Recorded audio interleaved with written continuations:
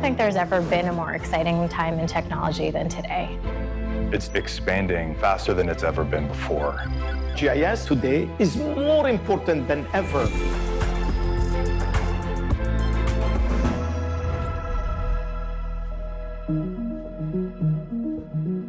It's very exciting because we're in the field.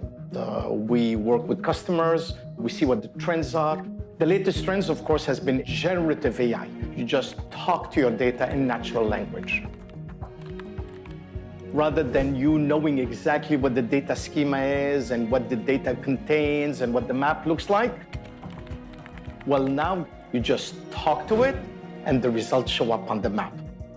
Taking advantage of large language model to translate text into geospatial analytics is what everybody is excited about.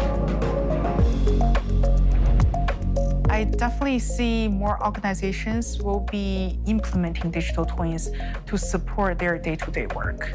So a digital twin is a virtual representation of the real world, but they not only include physical objects, but also behavior, relationships, and processes. Location is a key integrator for building a digital twin. Everything has a location, so we are integrating different systems and data sources through location to build that common operating view. I think the biggest trend we're seeing at the moment is an increasing focus on designing and building well-architected systems. A well-architected system is one that's designed to meet the needs of the business, ensuring that the GIS system is built with a solid foundation that can grow and evolve as the organization's needs evolve. A big part of well-architected systems is integration, ensuring that it's connecting to the data and other systems needed to drive those integrated workflows for that organization. GIS allows organizations to have both a bigger picture and a more complete picture of what's going on today. We're really excited about real-time analytics with our users. That can be supply chain information, facility information, weather events, news feeds, and other data that will help a company and organization understand the real-time information and make timely decisions. We're seeing analytics becoming more sophisticated. We're able to actually do scenario planning and help businesses understand where are their resources going to be impacted. What I see is taking advantage of the more powerful aspects of GIS for greater benefit for government and city services. Cities are like an ecosystem where there's all these interdependent departments. Everything is interconnected. A good example is in New York City, after an emergency, it's a multi-agency collaborative effort using GIS. The Department of Buildings runs the program, and they rely on their partners like New York City Emergency Management, FDNY, NYPD to handle different aspects of the response. So one person might handle distributing blankets, another may handle finding people a new temporary shelter. There's a lot of great data sharing on the back end using GIS to make it seamless. There's a lot of possibilities in the work that all of our users are doing. There's something new to learn every day. We're always finding new opportunities. I'm optimistic for the future, yes. The best is yet to come. Yeah, seriously, the best is yet to come.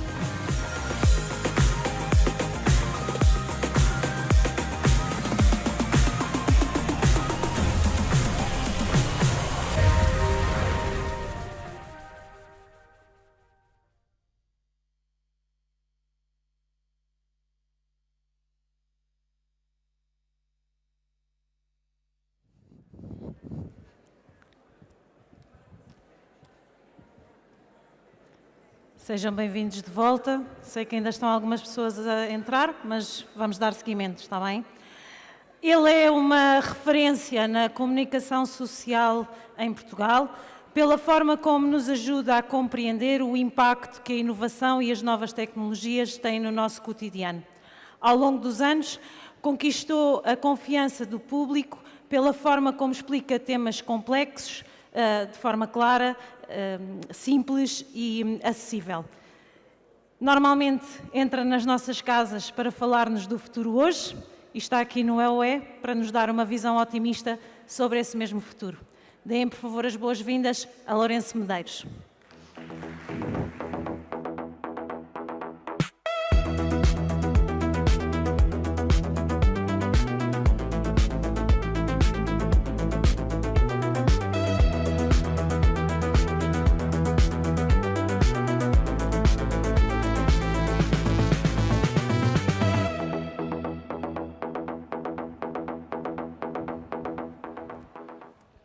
Bom dia.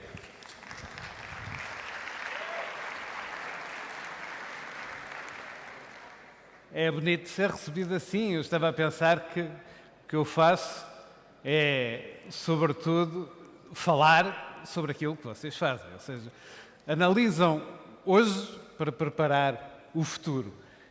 E eu falo sobre isso um bocadinho para toda a gente. Costumo dizer que tenho uma visão otimista do futuro. Já agora eu faço o futuro hoje há 18 anos, portanto já tenho alguma história, e tenho uma visão otimista do futuro precisamente porque é o que o passado nos ensina sobre o futuro, é que estamos sempre a melhorar. Isto é um vídeo de cerca de 1900, já havia o vídeo, é um filme de cerca de 1900, já havia imagens em movimento, como se vê, e é um pouco a imagem do auge da civilização naquele ano. Vemos muita gente de fato, mas a verdade é que não vemos todo o analfabetismo que havia por trás, as doenças, a enorme poluição nestas ruas de Londres. Em plena Revolução Industrial, criámos níveis de poluição na Europa que, para nós, hoje, seriam absolutamente insustentáveis. Existem em algumas cidades da Ásia, mas não aqui. Para vermos um bocadinho como as coisas evoluíram desde então, queria mostrar este gráfico, que é um dos indicadores importantes que todos entendemos. A evolução da mortalidade infantil em Portugal desde 1920 até agora.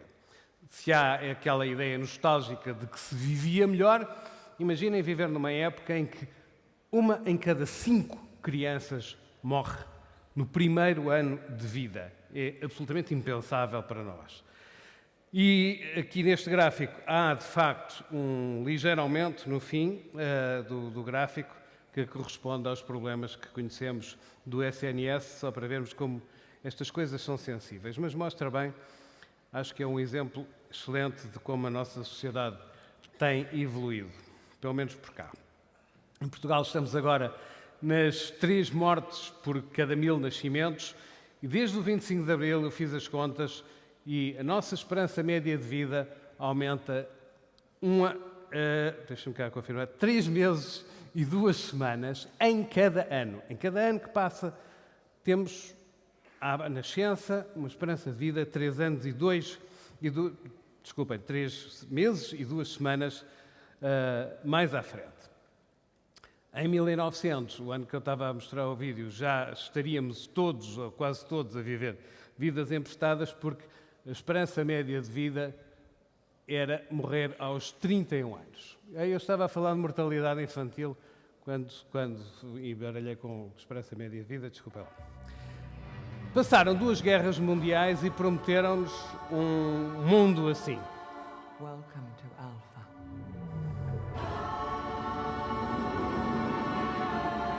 The city of 1,000 planets, where for hundreds of years, every species has shared their knowledge and their intelligence with each other. It's paradise. Vamos pôr os pés na terra.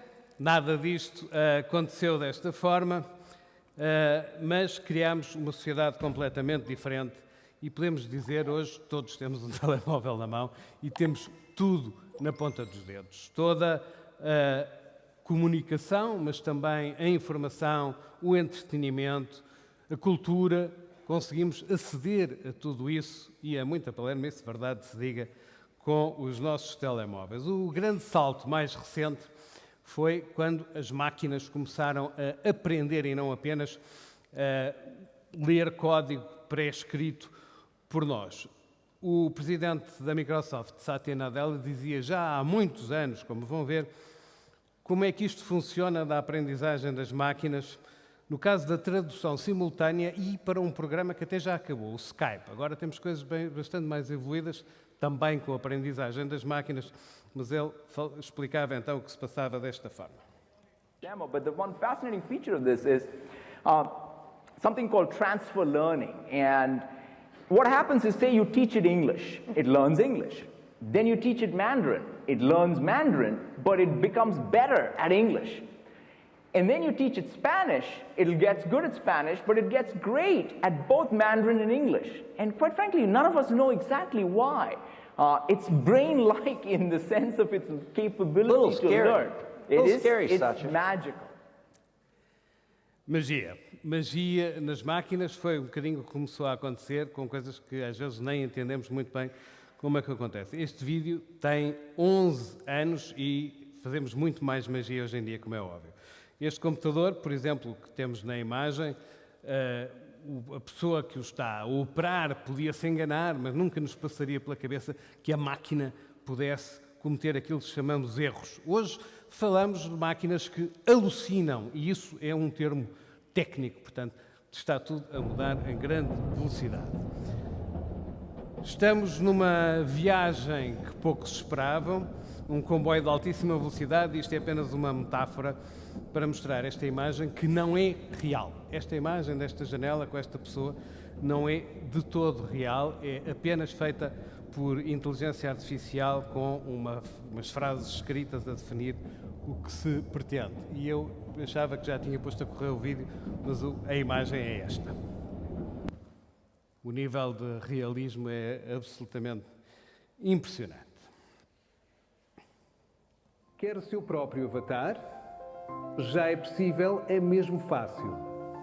E há muitos por aí. Como se vê, fomos os dois construídos por inteligência artificial. Eu e o pequenino aqui na mão. Fomos construídos a partir desta fotografia, sem movimento, claro, num laboratório com luvas calçadas e com o frasco. And, as an avatar, I can speak in any language and with any voice, mine or not.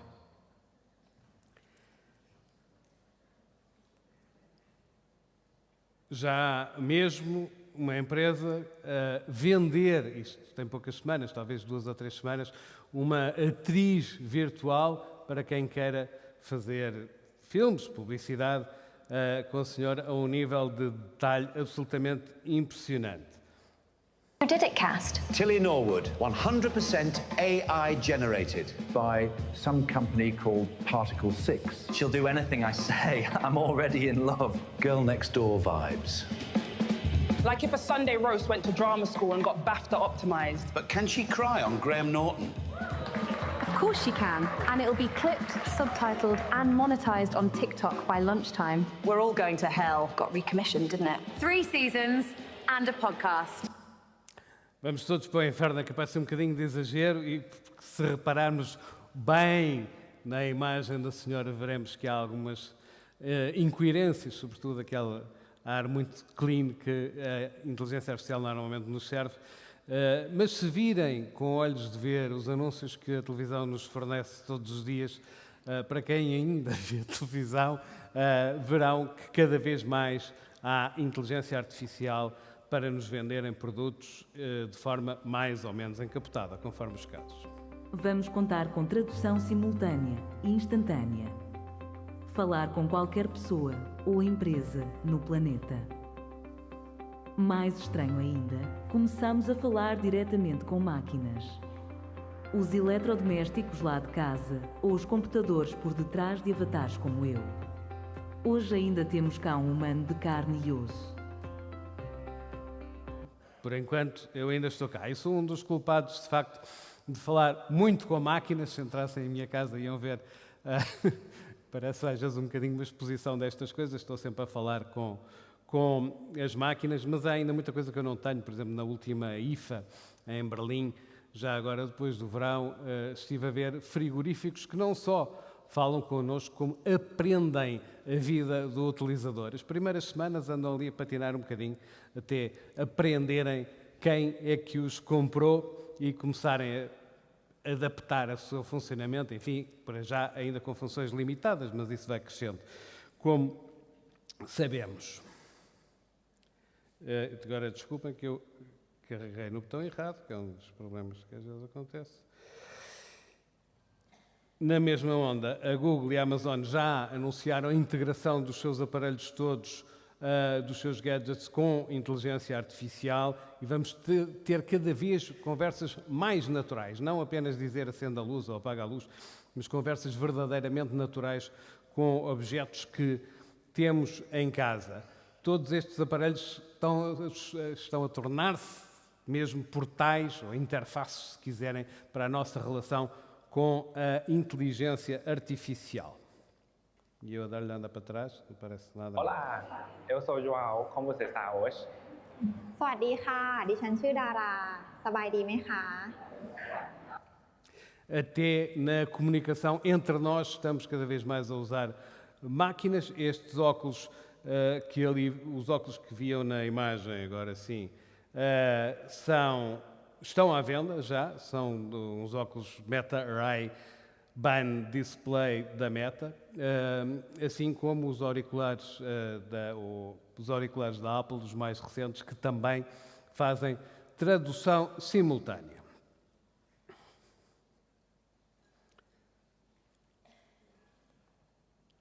Os últimos telefones Android já vêm com a inteligência artificial na página de entrada, que é uma novidade, muito útil em alguns casos.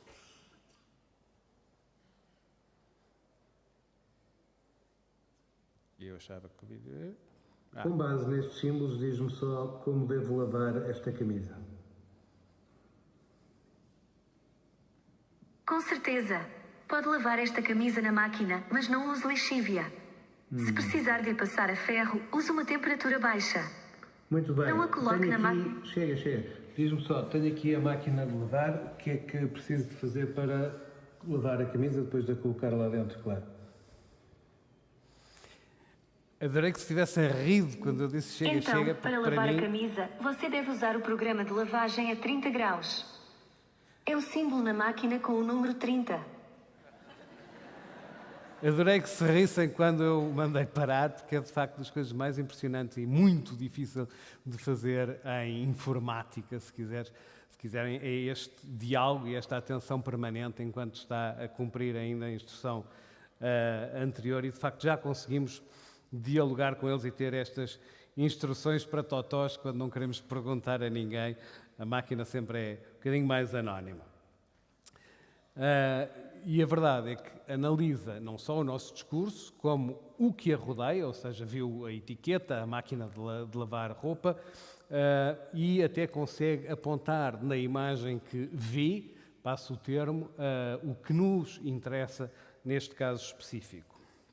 Como já aqui foi falado, tudo isto é ainda inteligência artificial generativa, aquela que já usamos, que não é capaz de tomar decisões, só responde a pedidos específicos, e a inteligência artificial genérica, ou geral, se preferirem, é o passo seguinte, capaz de pensar mais ou menos como nós, ou mais à frente ainda, tomar decisões, planear, ter iniciativa, que é uma coisa que nenhuma destas máquinas tem ainda, aprender e fazer ligações em diferentes áreas. Isto parece muito interessante, mas muita gente pensa que não deve ser feito e que devia ser proibido e travado por nós o simples facto de explorar a inteligência artificial genérica ou geral, se preferirem.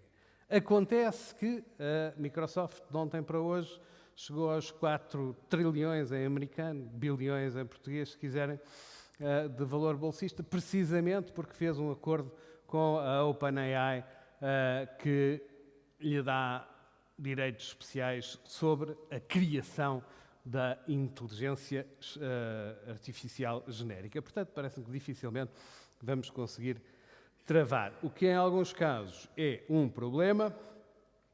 Isto é o tipo de erro que estas máquinas ainda fazem. Não entendem bem a nossa física. Aquilo parece que começa muito bem, mas depois facilmente descamba, e eu uso um exemplo de vídeo, porque é uma coisa que facilmente todos compreendemos os erros que a máquina está a fazer, mas ela está a errar com grande convicção. Mostra-nos uma coisa que pode parecer real. Agora, imagine-se isto aplicado a outras áreas, sei lá, a gestão de empresas, não é? Se começa a errar e nós não entendemos o que estão a fazer.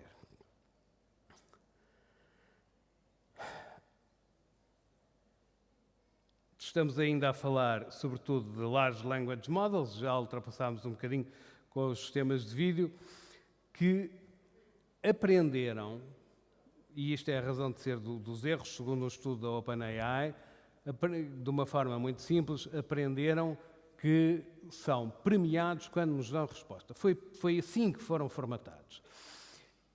E aprenderam que, por vezes, mais vale dar uma resposta errada, porque às tantas nós vamos aceitar a resposta errada e vamos premiar, vamos dizer, ok, essa resposta é o que eu queria. Esse é o perigo, é quando nós entregamos de tal forma a decisão que já não sabemos se a resposta que nos dão está correta ou não por nós mesmos e a máquina pode deliberadamente enganar-nos, que eu acho, por um lado, fascinante, mas extremamente perigoso. Este é um exemplo de um negócio muito recente para trabalhar nesta área.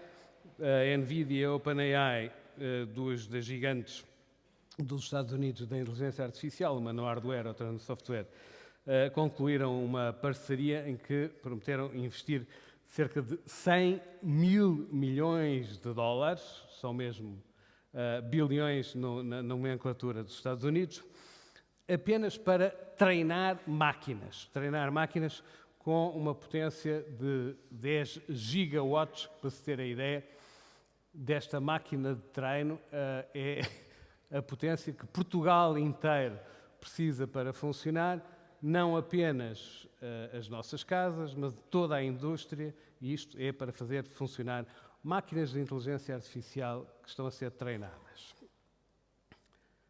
Para vermos um bocadinho a importância do negócio. Para fazer isto, conta-me uma piada sobre inteligência artificial em Portugal.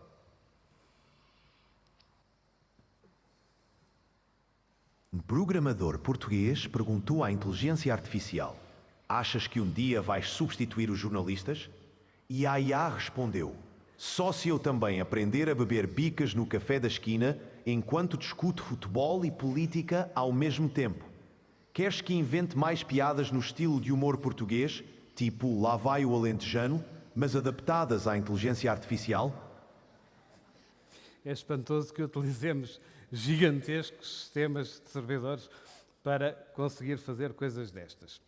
Não é brilhante dizer anedotas, como é óbvio, e tem aqui uma característica muito específica, foi por isso que eu escolhi esta anedota, é que aprende com os nossos preconceitos, o que é, como sabem, um dos riscos da inteligência artificial, muito difícil de combater, porque no fundo está a copiar o criador e é como dizer a uma criancinha, não aprendas com o pai que é asneira, mas enfim. Estamos agora na fase que se já experimentaram, se não experimentaram, experimentem, que nas últimas semanas, e é mesmo uma coisa de semanas, criou-se uma verdadeira guerra de browsers com inteligência artificial, com agentes incluídos, que, ou seja, o browser em que estamos habituados a navegar entende o contexto do que estamos a fazer. E isso muda absolutamente a forma como trabalhamos, como nos divertimos, e há uma guerra neste momento para dominar o negócio dos browsers da internet. Há o Dia, o Comet, o Alpha da Google, a Microsoft anunciou que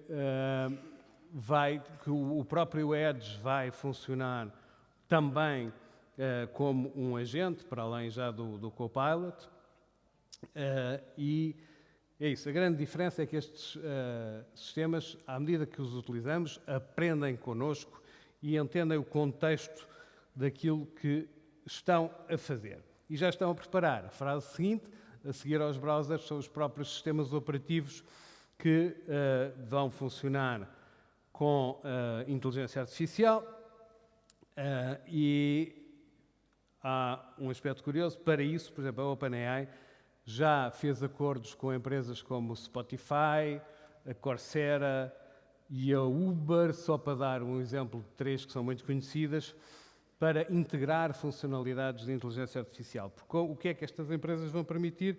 Vão permitir que, além de os sistemas operativos nos ajudarem no nosso trabalho, possamos pedir simplesmente ao computador ou ao telemóvel, marca um restaurante, chama um táxi, cria uma playlist de música, e tudo isso é feito com a máquina a entender o nosso contexto. Entende logo onde estamos, já sabe que tipo de música gostamos e por aí fora, o que muda completamente a utilização que fazemos. Um dos aspectos francamente curiosos e que algumas pessoas já começaram a usar e que todas estas empresas estão a trabalhar para ir mais a fundo é criar agentes que possam ser os nossos tutores, e aí é muito interessante ver como uma coisa destas nos pode enriquecer ao acompanhar-nos num curso, seja ele de cozinha ou de direito, aquilo que nos interessar fazer numa determinada aula.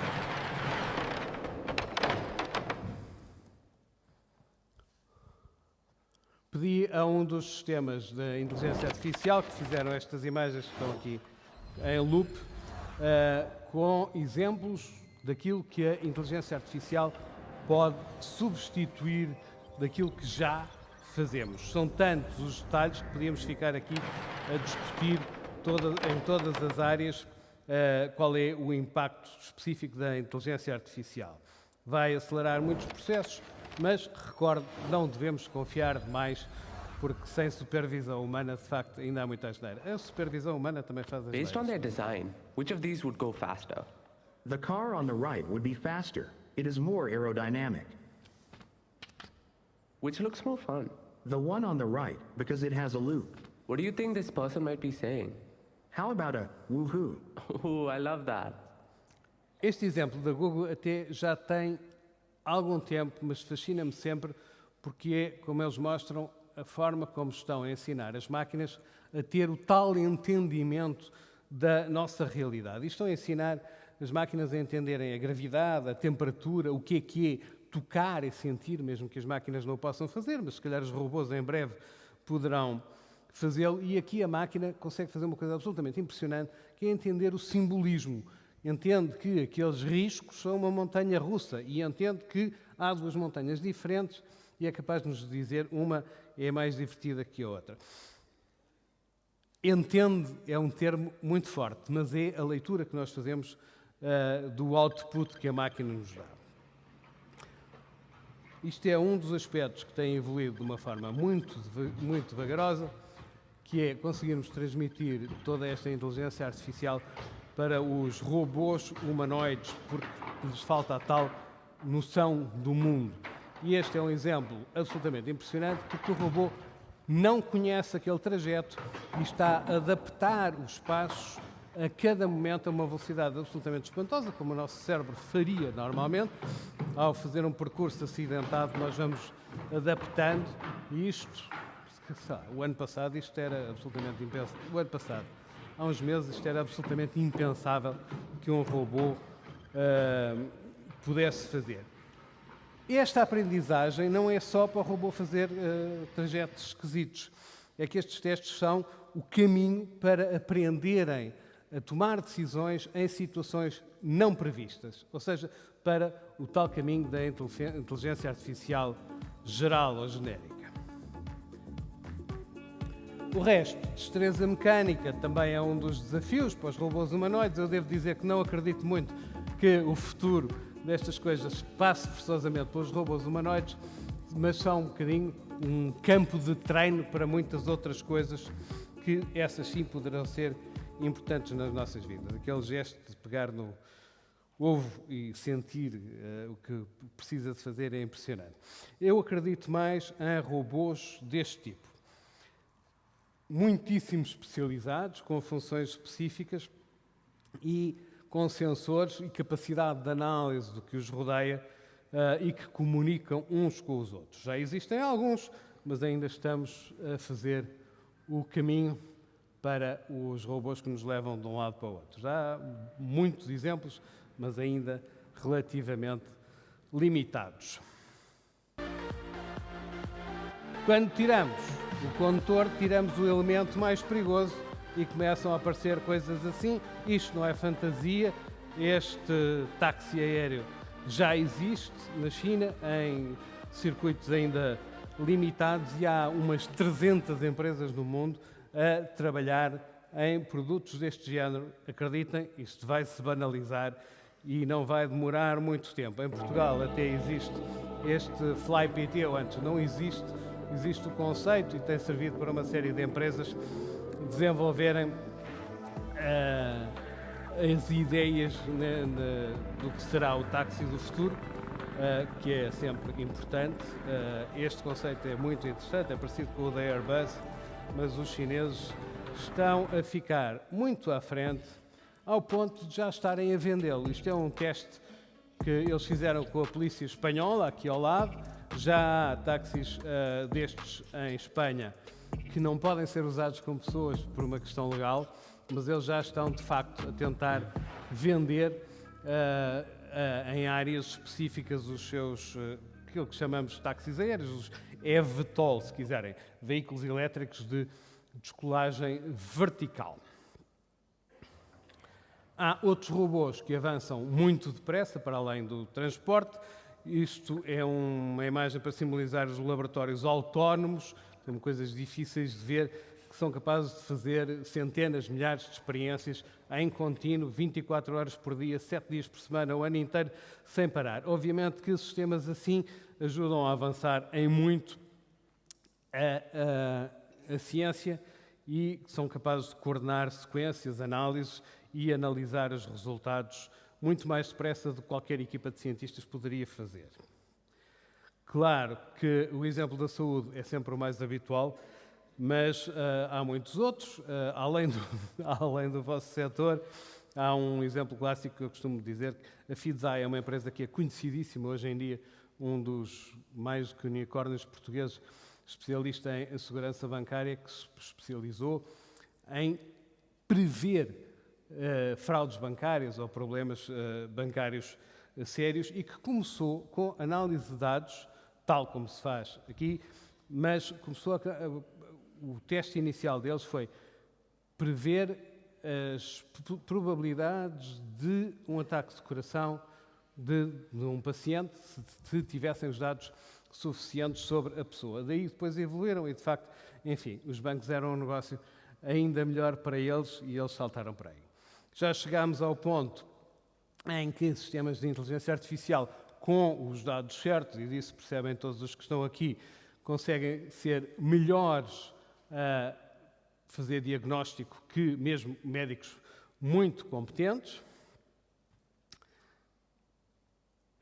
E chegamos aos empregos ditos intelectuais, em que as máquinas começam a substituir-nos um pouco em termos criativos. Como, aliás, grande parte destas imagens eu só as teria conseguido fazer, só as consegui fazer com inteligência artificial. O mesmo trabalho pode ser feito por muito menos pessoas e, claro, que isso afeta o emprego de muita gente e há receios fundados. Eu costumo dizer que não há revoluções sem dor, mas a minha visão é otimista, passa porque a dor normalmente resulta, neste caso, em algo de melhor. Já todos pensamos, e era o exemplo que eu queria dar aqui, que somos fotógrafos porque temos uns telefones muito inteligentes que melhoram todas as fotografias que fazemos.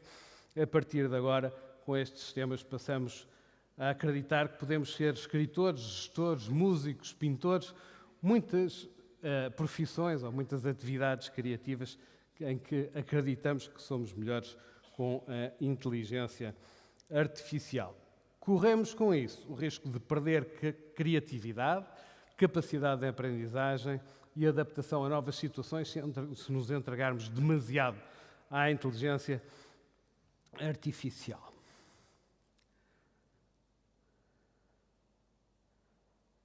Nada é preto no branco. A Europa está a criar muitos constrangimentos em nossa defesa, mas depois há quem acredite que estas leis estão ultrapassadas, que não conseguem acompanhar a tecnologia e que vamos ser ultrapassados pelos Estados Unidos e pela China.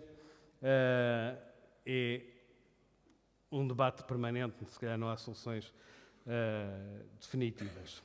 A Europa consegue estar à frente na regulação dos excessos e prevê coisas como a proibição da manipulação de comportamento humano contra a sua vontade, a exploração de vulnerabilidades humanas, desculpem, e impede, por exemplo, a medição de emoções pessoais para classificar funcionários nas empresas. Há quem defenda, obviamente, e com razões para isso, há quem considere que toda esta defesa é irrealista e que estamos a ficar para trás, ao ponto de, por exemplo, não podermos prever, como os americanos já fazem em muitos casos, uma epidemia, uma pandemia. Outro dos problemas da inteligência artificial é que o conhecimento está concentradíssimo em algumas empresas que dominam a tecnologia e a verdade é que nós não sabemos verdadeiramente o que estão a fazer com os nossos dados pessoais, como se dizia há bocadinho, com os sensores que nós já somos para analisar. E há diferentes visões no mundo. Na China, esta recolha de dados é muito mais bem vista, foi feita muita campanha e aqui este cidadão exemplar consegue fazer toda a sua vida de forma muito descontraída, estando permanentemente a ser identificado em todas as situações da sua vida e fica até muito contente porque, como verão, há um polícia que detecta uma pessoa que deve estar mais fora da lei e que é aqui e que é imediatamente desviada. E pronto, este tipo de situação foi muito propagandeado, a resolução de raptos, etc. E a permanente aquisição de dados dos cidadãos é algo que muitos chineses veem com bons olhos. O confronto entre os grandes blocos, no fundo, impede que nós saibamos também travar alguma coisa que fosse necessário. A China e os Estados Unidos tendem a pensar, com alguma razão, que o risco de ficar para trás é demasiado grande. A Europa decidiu travar um bocadinho. Eles acham que quem dominar a inteligência artificial vai dominar o mundo e nenhum se arrisca a ficar para trás. Portanto, é quase uma corrida sem travões e vamos ver o que é que vai dar. Esta guerra já chegou, inclusive, ao espaço, como sabemos, convém dizer que mesmo na Europa, as leis que regulam de forma mais apertada o uso de inteligência artificial não se aplicam a questões de defesa. Ou seja, no caso da defesa, também na Europa, os dados podem ser usados de forma bastante livre. No part of life and death decisions which impact entire families should be delegated to the cold calculation of algorithms. A frase parece saída de um filme de ficção científica, mas é pura realidade e esta imagem não foi feita com a inteligência artificial. O outro lado é que, de facto, por exemplo, a Fundação Bill e Melinda Gates, que tem trabalhado para erradicar doenças e praticamente eliminou a poliomielite em África, o Bill Gates reconheceu já há algum tempo que nunca teriam conseguido fazer este trabalho sem o tratamento de dados geográficos, inclusive para conseguirem combater a doença e ver onde é que tinham que atacar para resolver o problema. É um exemplo de como a tecnologia pode ser usada no bom sentido. Temos que aprender a gerir as gigantescas quantidades de energia, como eu disse há bocadinho, que são necessárias para alimentar os sistemas de inteligência artificial, tal como os temos agora.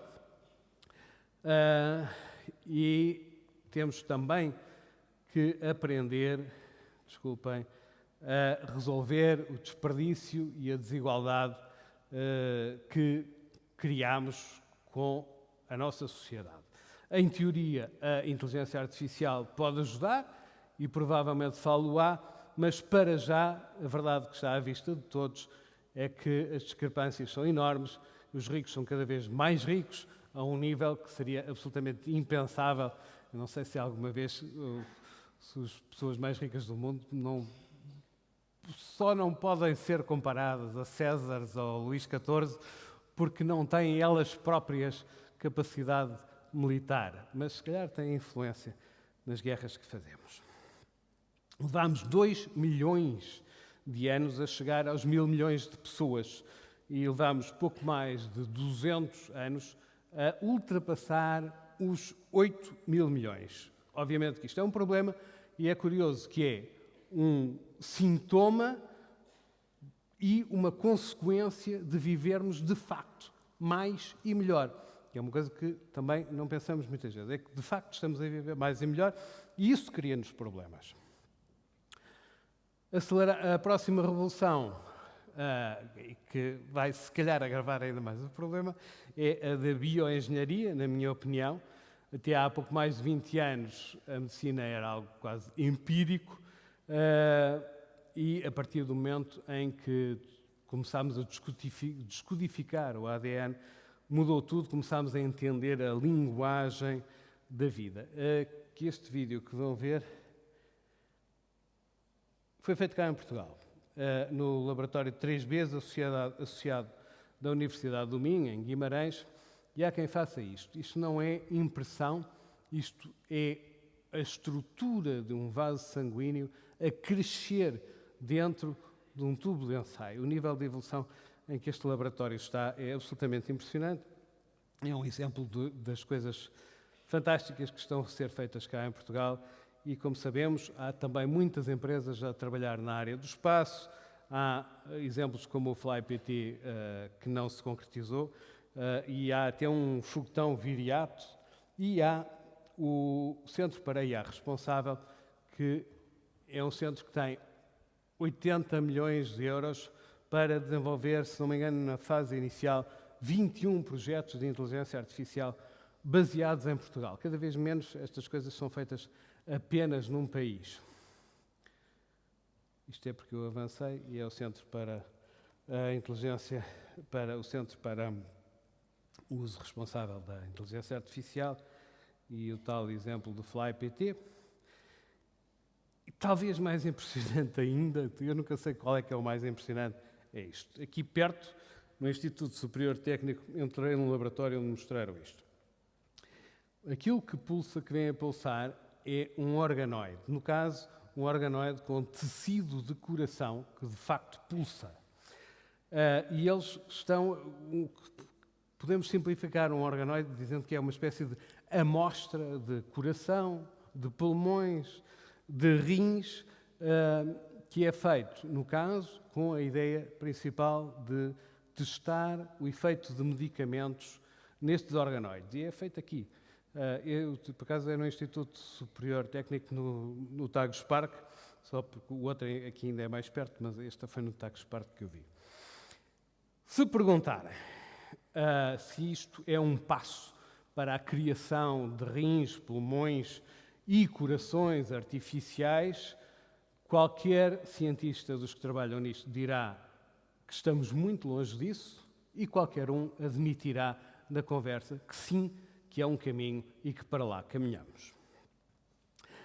Como eu disse, a inteligência artificial consome imensa energia e há quem esteja, na sequência do que eu estava a dizer, a tentar encontrar caminhos alternativos. Falei há uns 2 anos com investigadores da Cortical Labs que estão a fazer esta máquina. São computadores baseados em neurónios humanos. Eles usam neurónios humanos para fazer computação. Esta máquina alimenta esses neurónios, no fundo, simula a existência de coração, pulmões e aparelho digestivo para alimentar os neurónios, que pode fazê-lo durante meses. E esta máquina já faz cálculos. Eu vi um jogo de Pong, que era um dos exemplos que se dava em informática no início, das duas raquetes, por assim dizer, virtuais, a jogarem com uma bola, que estava a ser comandado por neurónios humanos que não tinham ninguém ligado. Isto pode ser uma das resoluções para a questão da energia. Quando eu lhes perguntei se o futuro de traçamento de dados passa por isto, passa por cérebros artificiais, eles responderam com uma resposta que eu, francamente, ainda hoje estou a digerir. Eles disseram não, não passa por cérebros artificiais, passa por cérebros. Dá para pensar. Sem inteligência artificial, fizemos a nossa esperança média de vida evoluir os tais 3 anos, os tais 2 meses. Desculpem, eu enganei-me mesmo a escrever isto. São 3 meses e 2 semanas em cada ano, isto está ali errado, em cada ano, e fizemos isto sem inteligência artificial. Com as ferramentas que temos agora, há quem diga que já nasceram os primeiros homens que podem viver 1000 anos.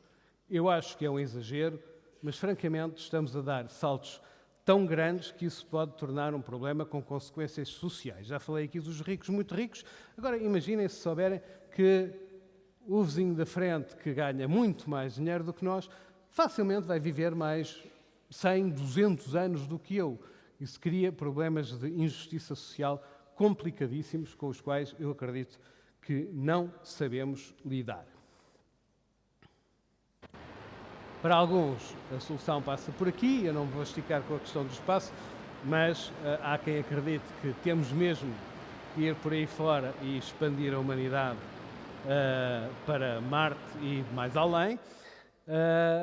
Eu acho que para todos os nossos receios há uma resposta, apesar de tudo. Há quem lhe chame alma, eu diria que é consciência, que é humanidade, porque tudo isto, todas as máquinas de que falei aqui, não existem senão em função de nós. Não têm razão de ser sem o homem, e é com o homem que eu estou preocupado. É o homem que tem que descobrir o caminho e não estas máquinas. Graças à educação e à comunicação, nunca tivemos tanta consciência dos problemas de que aqui falei, das desigualdades que nós próprios provocamos. Nunca vivemos tão bem e, por isso, nunca tivemos tantos problemas associados a viver tão bem, os que nós chamamos de problemas do primeiro mundo, por cá.